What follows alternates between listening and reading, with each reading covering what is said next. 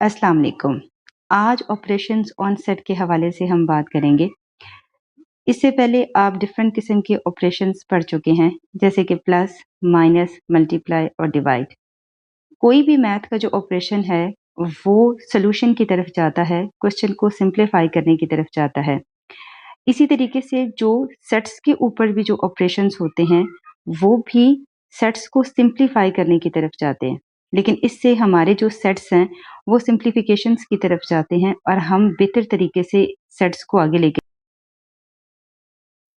Union of two sets में अब तक आपने सिर्फ इतना पढ़ा होगा कि जब हम दो सेटों को की यूनियन करते हैं तो वो इस तरह है कि हम उन दोनों के तमाम एलिमेंट्स को इकट्ठा लिख देते हैं। आज हम इसको ज़रा बाय डेफिनेशन देखने की कोशिश करते हैं। The union of two sets A and B denoted by A union B is a set of element which belongs to A or B. Symbolically A union B is equal to X such that कि X belonging to A और X belonging to B। अब ज़रा इस और को देखें। ये और दरअसल एक ऑपरेशन है, यानी कि कोई भी स्विच ये उस वक्त ऑन होगा जब इन दोनों में से कोई एक भी स्विच ऑन हो तो वो क्या हो जाएगा, ऑन हो जाएगा। जैसे ऊपर देखिए दोनों ज़ीरो हैं तो फिर भी स्विच ऑफ है बस, बाकी अगर एक भी स्विच ऑन है तो वो ऑन हो जाएगा। अगर हम इसको सेट्स की फॉर्म में भी देखें तो ऐसा ही होता है, जैसे ए और बी इन दोनों में तमाम एलिमेंट्स इकट्ठे करके लिख दिए गए हैं। नेक्स्ट है intersection of two sets. Intersections के बारे में आपने यही देखा होगा अब तक कि इंटरसेक्शन मीन कि उन दोनों में से हम कॉमन चीज़ें लेते हैं। तो आइए इसकी डेफिनेशन देखते हैं। The intersection of two sets A and B denoted by A intersection B is the set of element which belong to A and B. अब यहाँ पर भी एंड एक ऑपरेशन का नाम है। Symbolically, A intersection B is equal to X such that X belonging to A and X belonging to B। अब यहाँ पर देखिए जो ऑपरेशन है वो आपको सामने नज़र आ रहा होगा कि A एंड B में वन तब है, यानी कि वो स्विच ऑन तब हुआ है जब दोनों ऑन हैं। अगर उन दोनों में से कोई एक ऑफ है या दोनों ऑफ है तो उसका आउटपुट क्या आई है, ज़ीरो है, वो बंद है।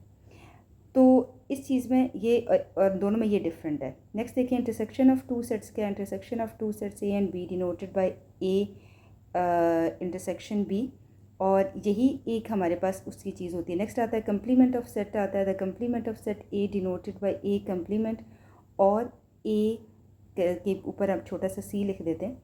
relative to the universal set U is the set of all elements of U which don't belong to A।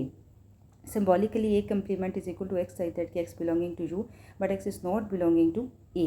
ये इसका एक ट्रुथ टेबल है जिसमें एक में एलिमेंट है और दूसरे में नहीं है। तो नेक्स्ट आपने देखना है डिसजॉइंट सेट। डिसजॉइंट सेट में आप क्या देखते हैं कि डिसजॉइंट जैसे लफ्ज़ से ही ज़ाहिर है कि उन दोनों के दरमियान कोई भी चीज़ कॉमन नहीं है, दोनों बिल्कुल एक दूसरे से डिफरेंट है।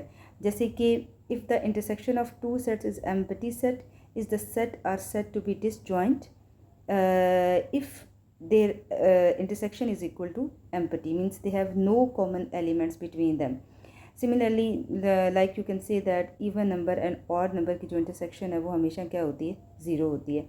मीन्स कि डिसजॉइंट सेट ऐसे सेट्स को कहते हैं जिनकी आपस में कोई कंपेटिबिलिटी नहीं है, जिनकी आपस में कोई भी जोड़ नहीं है, जो बिल्कुल एक दूसरे के ओपोजिट है, तो उनको क्या कहते हैं, हम डिसजॉइंट सेट्स कहते हैं। जैसे कि रियल नंबर और कम्प्लेक्स नंबर है।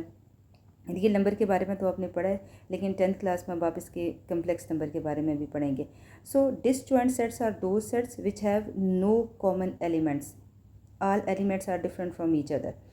नेक्स्ट आपके पास आता है overlapping set. If the intersection of the two sets is non empty. Disjoint में क्या था, एम्प्टी सेट था, लेकिन ओवरलैपिंग में नॉन एम्प्टी होना ज़रूरी है।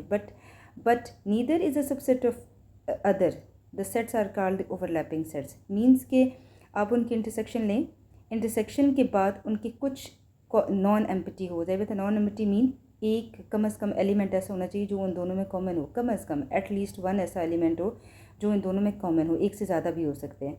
और फिर लेकिन शर्त यह है कि उसके बाद फिर वो एलिमेंट उसके सबसेट ना हो, मीन्स कि वो ना ए का सबसेट हो ना बी का सबसेट हो, और वो उनकी जो आपस में जो इंटरसेक्शन है वो भी क्या होनी चाहिए, ज़ीरो एम्प्टी होनी चाहिए। ये मेन कंडीशन है। मीन्स कि वो किसी का भी रिलेटिव ना हो, ओवरलैप कर रहा हो, थोड़े से एलिमेंट हों जो कि ए के भी आएँ, थोड़े से बी के भी आएँ, ना कंप्लीट ए के एलिमेंट हो ना कंप्लीट आपके बी के एलिमेंट हो, कुछ पोर्शन हद तक किसी हद तक जो है वो इसके साथ ओवरलैप करे। ओवरलैप का मतलब ही क्या है कि थोड़े से हद तक। नेक्स्ट आपके पास आता है difference of two sets. Difference जैसे कि नाम से ही ज़ाहिर है, इससे पहले जब आप रियल लाइफ प्रॉब्लम करते रहे हैं तो उसमें भी आप देखते होंगे कि रियल लाइफ प्रॉब्लम में भी ये चीज़ आती थी, डिफरेंस मीन माइनस। हम दो चीज़ों को माइनस करते हैं, सब्ट्रैक्ट करते हैं, तो फिर आपको पता चलता है कि हम इन दो चीज़ों का डिफरेंस निकाल रहे हैं। The difference between the two sets A and B denoted by A minus B consist of all those element which belongs to A but do not belongs to B. Similarly अगर कोई आपसे कहे कि B minus ए, तो फिर B minus ए में कौन से एलिमेंट्स होंगे जो बी में तो हों लेकिन ए में ना हों, राइट। तो सिम्बॉलिकली देख लें कि इसको किस तरीके कि A minus B is equal to x such that के x belonging to A and x is not belonging to B, and B minus A is equal to x such that के x belonging to B and x is not belonging to A. तो इसी तरह नीचे इसकी example है। इसकी example भी देख लें कि जब आपने ए और बी दो सेट लिए हैं, तो जब आप ए माइनस बी ले रहे हैं तो उसमें अब देखिए हमने वो एलिमेंट लिखे हैं जो ए में हैं लेकिन बी में नहीं है। इसी तरह जब बी माइनस ए है तो उसमें हम वो एलिमेंट ले रहे हैं जो बी में हैं लेकिन ए में नहीं है।